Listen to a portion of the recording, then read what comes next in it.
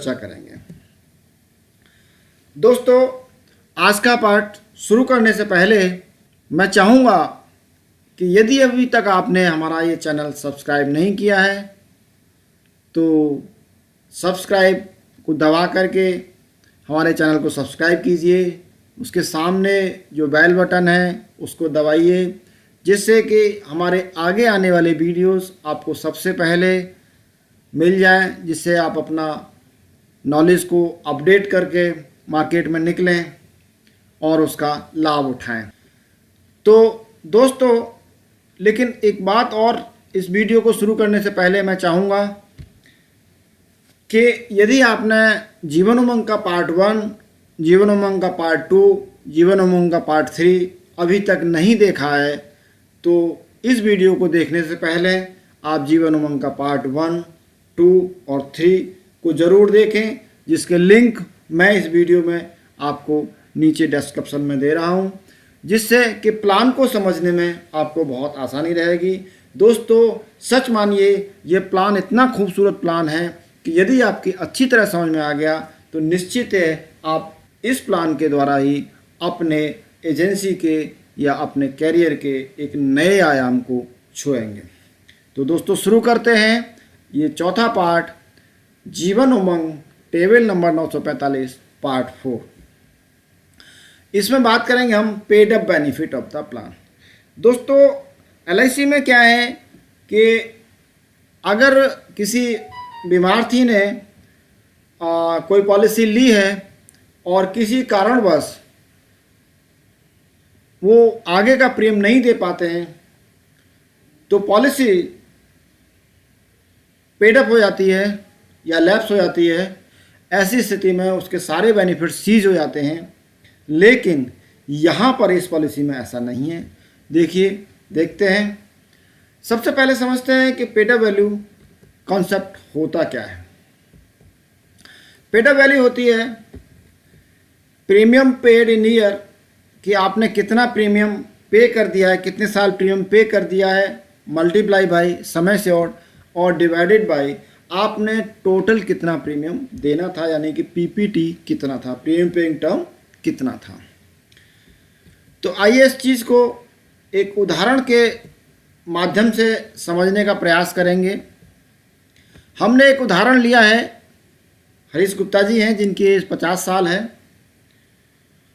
हमने इनिशियली समय शॉर्ट उनका 30 लाख का लिया, प्रीमियम पेइंग टर्म 15 साल का रखा, लेकिन इनका व्यवसाय में कुछ इस तरह की परेशानियां आ गई कि ये केवल 5 साल प्रीमियम देने के बाद में आगे का प्रीमियम नहीं दे पाए।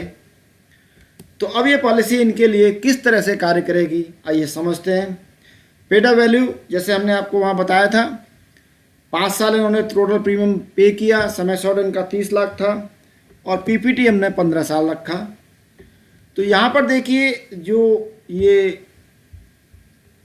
पेड अप वैल्यू का जो समय शॉर्ट आ रहा है वो 10 लाख रुपए आ रहा है, क्योंकि यदि 2 साल का प्रीमियम चला गया है और पेड अप वैल्यू अगर 2 लाख से ऊपर बन रही है तो ये कॉन्सेप्ट काम करता है।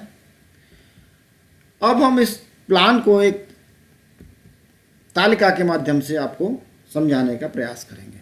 हरीश गुप्ता जी वही 50 साल की इनकी एज है, पीपीटी 15 साल रखा, तो टर्म बहुत नेचुरल है कि 100 माइनस 50 साल होगा।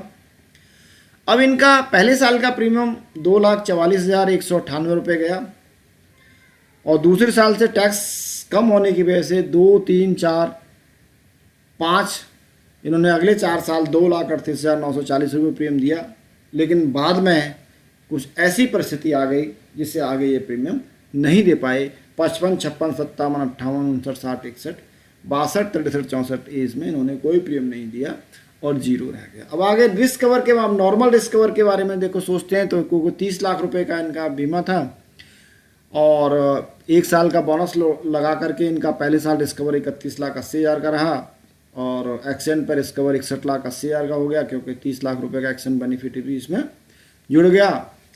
और ऐसे ही दूसरे साल में रिस्क कवर 33,60,000 हो गया, तीसरे साल में रिस्क कवर 35,40,000 हो गया, तीसरे साल में चौथी साल में 37,20,000 हो गया और 5वीं साल में 39 लाख का इनका रिस्क कवर था और एक्सचेंज पे 69 लाख रुपए का रिस्क कवर था। लेकिन अब आगे ये प्रीमियम नहीं दे पाए तो यहाँ क्या हुआ, हमने वहाँ देखा पेड अप वैल्यू कितना निकला था 10 लाख रुपए, तो यहाँ पर समय से 10 लाख रुपए हो गया। लेकिन जो पहले 5 साल का जो बोनस ऐड हो चुका है वो कितना ऐड हो चुका है 9 लाख रुपए। तो 10 लाख रुपए पेड अप वैल्यू आई और 9 लाख रुपए इनका जो बोनस इकट्ठा हो गया था वो जो लगा करके फिर इनका 19 लाख रुपए का एक रिस्क कवर चलता रहेगा इनको, और एक्शन पेल भी 19 लाख रुपए का ही चलता रहेगा अगले 10 साल तक। जैसे ही 10 साल कंप्लीट होते हैं, यानी कि पॉलिसी का टर्म पीपीटी जो है 15 साल कंप्लीट हो जाता है, तो तुरंत ये पॉलिसी फिर एकदम अपने रूप में आ जाएगी, एक्टिव रूप में आ जाएगी, एक्टिव मोड में आ जाएगी। क्योंकि यहाँ तो 19 लाख पे इनका सीज हो गया था और फ्रीज पड़ा रहा अगले 10 साल तक। लेकिन जैसे ही 15 साल का टर्म पूरा हुआ, ये पॉलिसी ने तुरंत एक्टिव मोड में आ गई, और एक्टिव मोड में आने के बाद इसने 10 लाख का 8% के हिसाब से 80,000 रुपये का रिटर्न LIC ने इनको पेमेंट कर दिया। और इसके बाद आप देखिए कि 19 लाख रुपए का जो रिस्क कवर चल रहा था उसमें भी मैं पीपीटी के बाद का बोनस इसमें ऐड होने लगा, और ये 20,50,000 हो गया, उससे अगले 21 लाख हो जाएगा, फिर 21,50,000, 22 लाख, 22,50,000। इस तरह से आप देखिए कि बोनस का अमाउंट बढ़ता हुआ चलता चला जाएगा और हर साल उनको 80,000 रुपये भी मिलते चले जाएंगे।